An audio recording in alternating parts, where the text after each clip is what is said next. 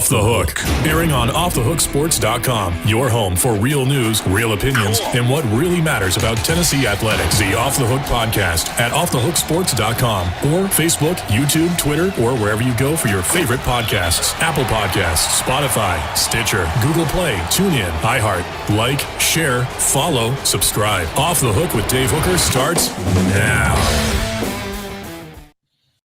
Boy, we are off and rolling, and it seems as it's just a matter of days until it's football time in Tennessee. Why? Because it is a matter of days. He's Chris Landry of LandryFootball.com. I'm Dave Hooker. I want to mention stop right now. Click on the subscribe button and get more information, more content from Chris Landry, me, Dave Hooker, Amanda LaFrada, my co-host on our daily show.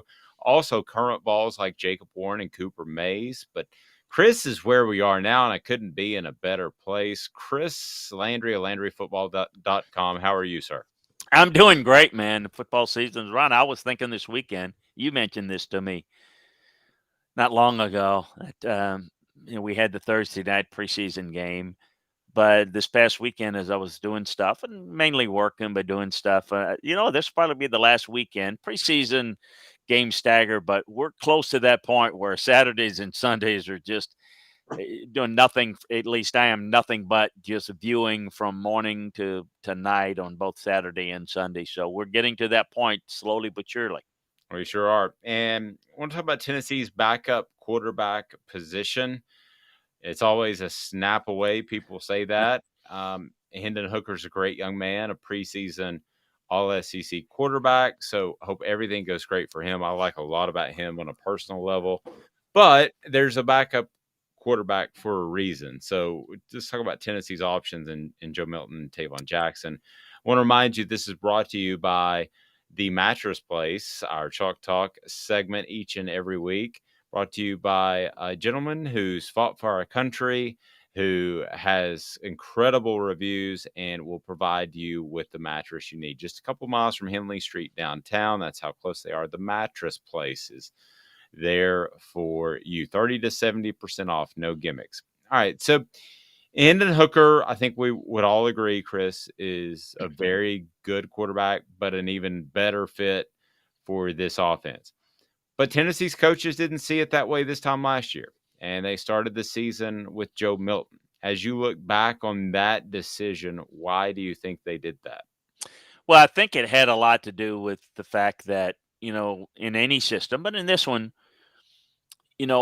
having a good sound feel for responsibilities, assignments, I don't think Hendon Hooker was there. I think sometimes people look at it as, it's like picking a shirt out of the closet, this one or that one. Do I match this shirt with this tie? And nothing changes. The shirt and the tie is going to be the same color, and it's going to work or don't work. That's not the way it is with football players. And, I trust the fact that they made a decision that Hendon Hooker wasn't ready and Joe Milton had performed because you didn't have enough body of work within the Tennessee system at this point last year. So they made a judgment based on practice, based on physical gifts, based on who understood it the best. And the reality was Joe Milton struggled early, struggled with accuracy, and Hendon Hooker got better. So I think it's easy to say they made the wrong decision last year. Well, maybe they did. Maybe they didn't. Maybe the decision was based on X amount of information, but as the process went along, you had a lot more information, mainly with Milton, to we need to go in a different direction, and Hooker just got better and better. So now it's a completely different situation because Hendon Hooker has a whole year in the system. There's no reason to think that he's going to regress, and I think the big question mark is how much better has Joe Milton got? Haven't seen him a lot in action. Certainly talk with the coaches and some of the practice stuff I've seen. You see a little bit, but that's not enough to know. Has he gotten better in terms of when does the ball need to come out, where, and has he improved his accuracy? Has he improved it enough to go in and help them play winning football if, as you kind of suggesting, your backup quarterback goes down?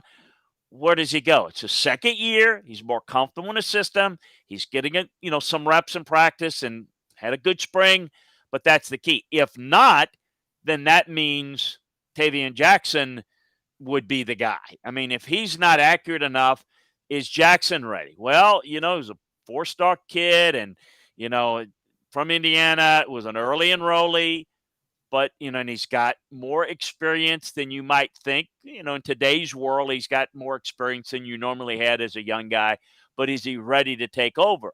If not, and he's go through the growing pains, you could have a real problem if Hendon Hooker goes down. Look, if Hendon Hooker goes down, all bets are off with this offense until we can see further. They're not going to be able to do everything as seamless with Jackson or with Milton. Now, Milton can do some different things that might be more effective, but I think obviously I would put big old question mark at number 2 of how good they're going to be.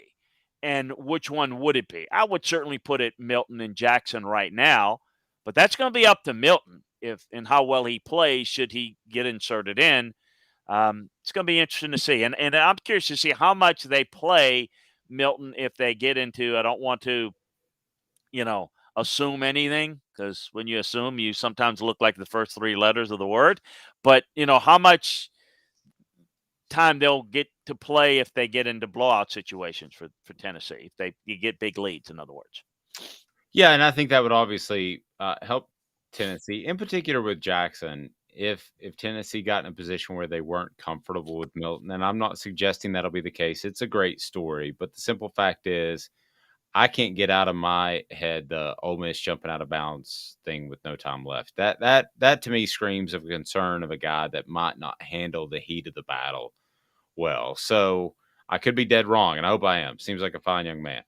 But with Jackson, I know you saw him in high school. You saw him some in spring camp at Tennessee, but is he anywhere close to ready from what you've seen from him if he's needed? Well, he's not ready, but can they do some things with him from an athletic standpoint? Yes. I think they can certainly run some parts of the package. I think move the pocket with him. I think those things can be successful. But look, the things, it's not the physical gifts. If it were the physical gifts, Joe Milton would be the starting quarterback because he's got more physical gifts than anybody there in terms of size and arm strength. That's not what it's about. Those things are vitally important. But it's, again, about accuracy, it's decision making, and those are the things that Milton has to have grown from. So for Jackson, he has less experience, a little bit more mobile than Milton, and probably could do more dual threat things. So I think no, I don't. I think that this certainly limits what their offense can do productivity wise if they have to go to the number 2, which, by the way, is the case with a lot of teams and a lot of programs. That's why there's a little bit of a separation here. So, well, it's going to be more the case because you can only play one quarterback, and with the transfer portal, what's a young man going to do? He's going to bolt in a heartbeat. Absolutely. And look, and it's a point in time to say, and people may say, well, where's Joe Milton going to go? He's already transferred from Michigan. Who's going to want him? They watched that game against Pittsburgh. He was awful. And now the reality is, I give the young man a lot of credit. He could have moved on somewhere, but trust me, it would not have been at a Tennessee level, but he could have moved on somewhere else. That tells me a little bit about the young man. I'm going to stick it out. I like it here. I like the coaches. Look, I want to compete. I want to learn. I want to get better. I completely understand what happened last year. But, and you talked about the decision making. Hey, look, I'm going to tell you, there's some things, and this is not the same thing, but I remember John Elway in his first snap in the NFL, he lined up under a guard. And so their mental thing, that shouldn't define a guy. I think in today's world it does, unfortunately.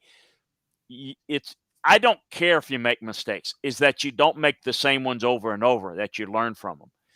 That's what I don't know because I'm not coaching him. How much better will this young guy get? Because I do think, we need to look at your number 2 quarterback as you're one play away from being a starter. And if you're, if you talk about the quarterback being the most important position on the field, you can make the case. You can argue against it, but you can make the case that the number 2 guy is the second most important, because you just don't know when you're going to have to play him. And you have to get it done with about 25% of the reps, tops, which is not easy to do. You're basically sitting, watching, learning, but you're not getting the majority of the reps because the majority of the reps have to come from Hendon Hooker, your number 1 starting quarterback. Well, he knows that. Just started to play, get the other guy. No. If you don't, then Hendon Hooker won't be as good. Tom Brady won't be as good, for the Bucs if he doesn't get 75, 80% of the snap. That's the way it works. It's a repetition thing. Doesn't matter how good you are. So I think that's going to be key. Is how much better has Joe Milton gotten? Has he gotten better? Don't know. It's a big question mark.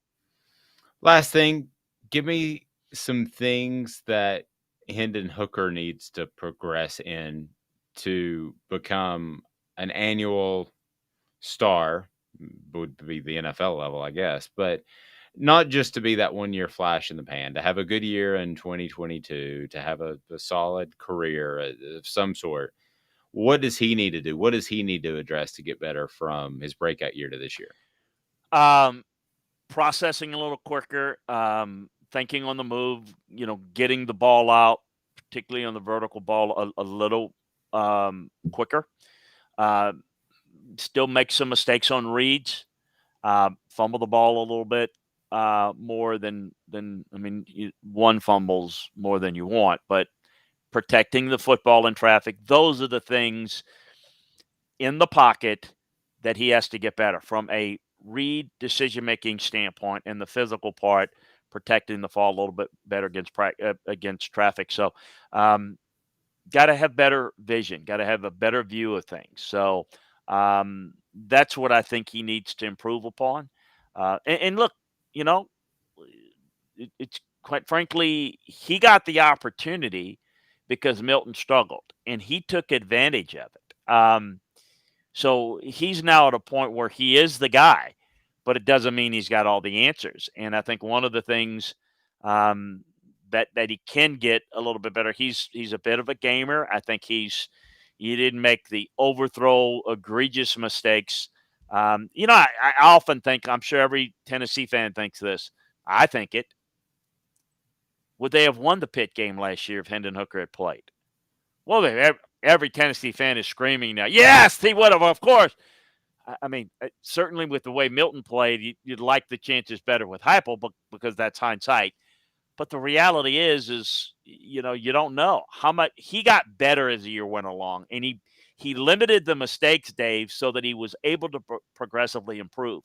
The mistakes that Milton played when he won the starting job last year at this time were egregious mistakes, costly mistakes that got him replaced. So for in Heupel's offense, Hooker's just got to continue to improve in the areas that I mentioned, and again, the other guys have got to learn and improve as well. Because when you get an opportunity as a backup, man, it's under fire. It's like a relief pitcher in baseball.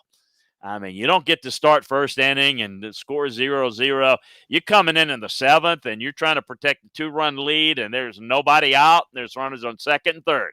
Hey, boom, welcome. That happens. You got to be ready to go mentally and physically as a backup quarterback to come in as a starter when your starter goes out. Yep. He is Chris Landry. I'm Dave Hooker. Again, the Mattress Place. That is your place to go just a couple miles from downtown Knoxville. Henley Street is right around the corner, and that means you're right around the corner to fantastic savings. 30 to 70% off at the Mattress Place. For Chris Landry, I'm Dave Hooker, and that's no gimmicks, too, at the Mattress Place. Check them out on Chapman Highway. This is a production of OffTheHookSports.com.